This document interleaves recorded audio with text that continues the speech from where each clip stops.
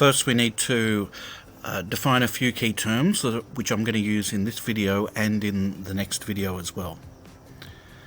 MB stands for Marginal Benefit, and it refers to the benefit to buyers of using an additional or purchasing and using an additional unit.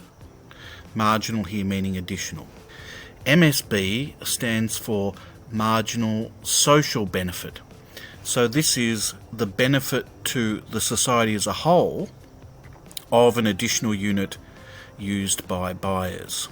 And we make this distinction because it's possible that in the purchasing and use of a good or service, it not only benefits the buyers, but it also may benefit other people who were not buyers. So we need to include both the benefits to the buyers and the benefits to others, essentially kind of bystanders, so to speak. MC stands for Marginal Cost, so you know about this one. This is the cost to sellers of producing or supplying an additional unit of a good or service. And the MSC, the Marginal Social Cost, is the cost to the society of an additional unit supplied by sellers. Again, we're making this distinction between marginal cost and marginal social cost because it's entirely possible that there will be the costs experienced by the sellers of a product, but also there may be costs experienced by people who are not selling the product, that are essentially bystanders, who are not participants in the market. So if we want to include all of the costs of producing a product, we need to include the cost to the private sellers and the cost to the bystanders. Both of those groups then make up the society as a whole.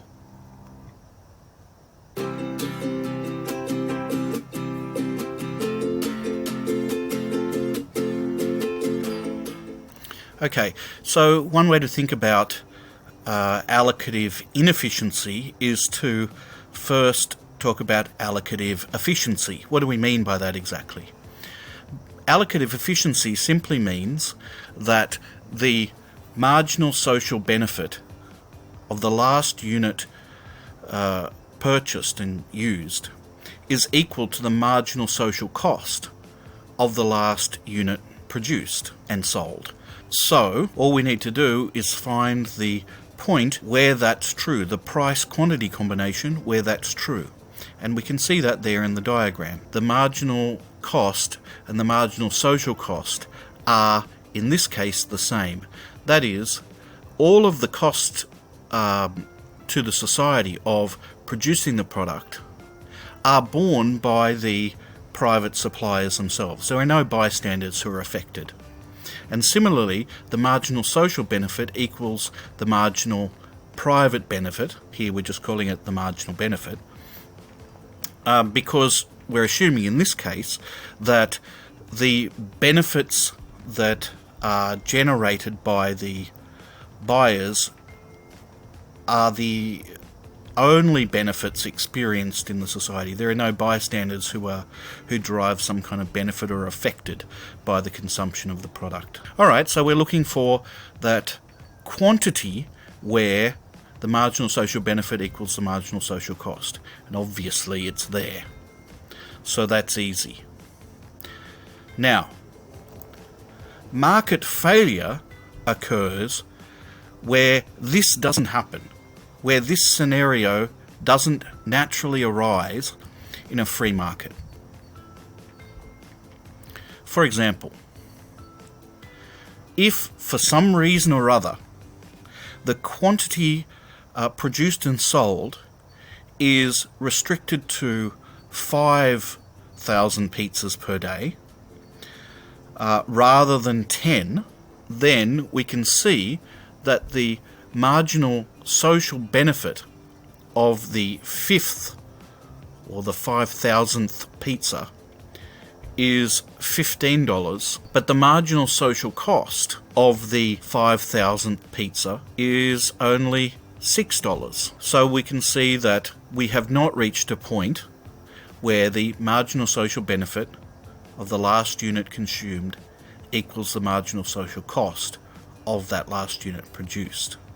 This is an allocatively inefficient outcome, and if it tends to occur in a market for some reason or other, and there can be lots of reasons why, then we say that the market is failing to produce an allocatively efficient outcome. Or, for shorthand, we say it's an example of market failure.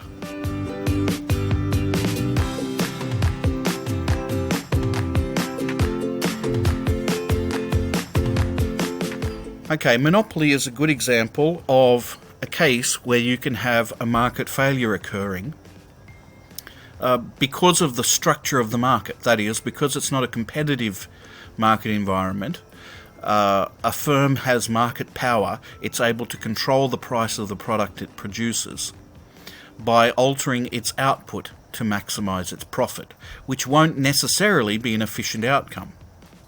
In fact, in this case, we're going to show it's definitely not an efficient outcome. So first we need a demand curve, or what we're going to relabel here, a marginal benefit curve. Now, there are no external or third parties being affected, so the marginal benefit equals the marginal social benefit. But because this is the demand curve for a single firm, we need to put in the firm's marginal revenue curve as well. And we know, since this is a demand curve, the marginal revenue curve will have double the slope, like this. Alright, so far so good. Now we need the marginal cost curve of the firm. Now in this case, there's no costs being borne by any third parties, any external parties, so the marginal private costs equal the marginal social cost. Now, what will be the output generated by this monopoly? The firm is going to choose to produce a profit maximizing output given by our equimarginal principle of where the marginal revenue of the last unit produced just equals the marginal cost of producing that last unit. Producing beyond that would not be profitable for this firm. So we need to find that particular point. So that's here. What's the profit maximizing price that this firm will then charge? The profit maximizing price is going to be $14. So we can see the firm, in attempting to maximize its profit, choosing to produce at 3 units and charging the highest price consumers are willing to pay for those 3 units, that we end up with an inefficient outcome. The marginal social benefit of the 3rd unit is 14. The marginal social cost of the 3rd unit is only 8. So this is, by definition, an allocatively inefficient outcome. But it's the outcome which is most beneficial to the monopoly itself. What would be an allocatively efficient outcome? Well, we're going to be looking for an output where the marginal social cost just equals the marginal social benefit. And that is at this point here. So we can see that the firm is choosing to produce less than the socially efficient outcome, or we should say the allocatively efficient outcome, and to charge a price that's higher than the socially or allocatively efficient price, which would be around about $12.50, looks like there. Okie doke.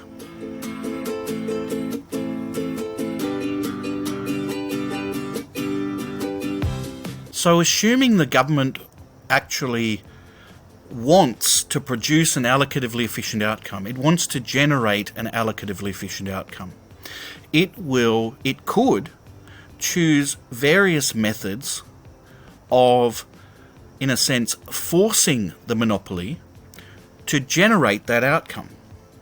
One way it can do it is to impose a price ceiling. That is to say, the firm can't charge more than $12.50, which we figured out was the allocatively efficient price. The government could impose a minimum quantity quota of 4 units. That is, it could force the firm, by law for example, or direct the firm, you have to produce 4 units. You can charge whatever price you like, but you have to produce 4 units. Another possibility is that the government could subsidise the firm such that the firm's marginal costs, or marginal cost curve, will shift downwards until the marginal cost curve is cutting the marginal revenue curve at the 4th unit. And lucky last, the government could simply nationalise the firm. That is, it could buy the firm off the owners, or it could forcibly acquire it. If the owners were not willing to sell it, then they could forcibly acquire it for some compensation normally. And it could then, after doing that, it would simply direct workers to produce 4 units of output and sell them at $12.50. In all of these scenarios, you get the same outcome. 4 units produced and $12.50 being charged, which is the allocatively efficient outcome. Let's look at these graphically very quickly. So let's look at the price control situation. It's very simple. The government figures out what's the price at which the marginal social benefit equals the marginal social cost and sets that price. It legislates that price. From the perspective of the firm, it now finds it in its interests to simply produce the 4 units of output. Any other output is less profitable for the firm now. Alternatively, it could set a quota, and it simply directs the firm, after it's figured out what's the optimal quantity, it directs the firm to produce that quantity. You must produce 4 units. In that case, what price will the firm charge? Well, it'll charge the price that consumers are willing to pay for that output, given by the marginal benefit curve or the demand curve. So again, we get the same outcome. What about subsidization? This is a little bit trickier, because in the case of subsidization, the government is giving money to the firm which lowers the firm's cost of production. The government is paying for some of the firm's costs. So from the firm's perspective, it's getting a subsidy, which means its marginal costs are lower. And so we would have something like this. Whoop. Now, the firm is still free to choose how much to produce and what price to charge. What's the quantity that they will choose? Well, they'll choose according to their profit maximising rule, where marginal revenue equals marginal cost. Well, where is that now? That's at this point. The 2 curves intersect here now, which seems pretty odd because it's negatives, but that's fine, whatever. The firm will choose to produce 4 units, and it will charge what the highest price consumers are willing to pay, $12.50. Voila. Lucky last, what about command? So the government acquires the monopoly by either purchasing it freely or by forcibly acquiring it, and it simply commands the workers, produce 4 units and charge $12.50. Thank you very much. You get an allocatively efficient outcome.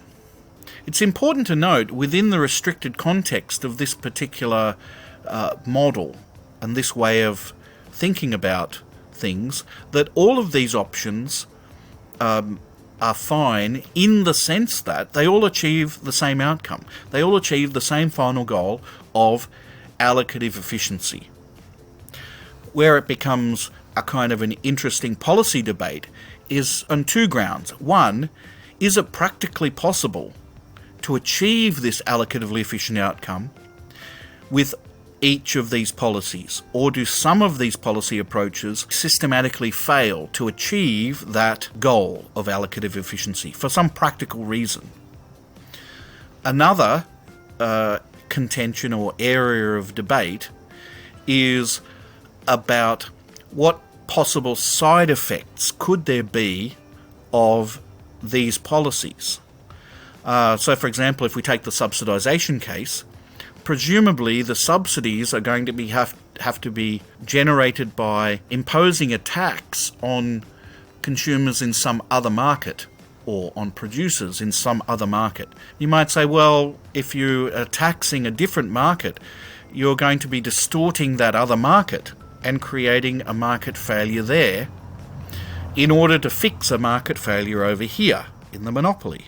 So the trade-off might not be worth it. That's possible. In the case of the command example, some economists might argue that, assuming this is practically possible, a problem is that it means that the monopoly no longer has any quote-unquote entrepreneurial spirit. It simply becomes a kind of a bureaucratic institution in which workers simply follow the directions of the government or bureaucrats who are overseeing the monopoly. And so the spark of innovation, or the drive to engage in innovation, to produce a new and better product, to produce more efficient ways of producing goods and services, new technology, is lost. And the firm becomes a non-innovative and non-dynamic institution as a result. So some economists argue that that's an outcome. Even if it is allocatively efficient right now, in the long run, it becomes a what we'd call dynamically inefficient firm. I'm not saying that's necessarily true, or it necessarily has to be the case, but I am saying some economists make that case.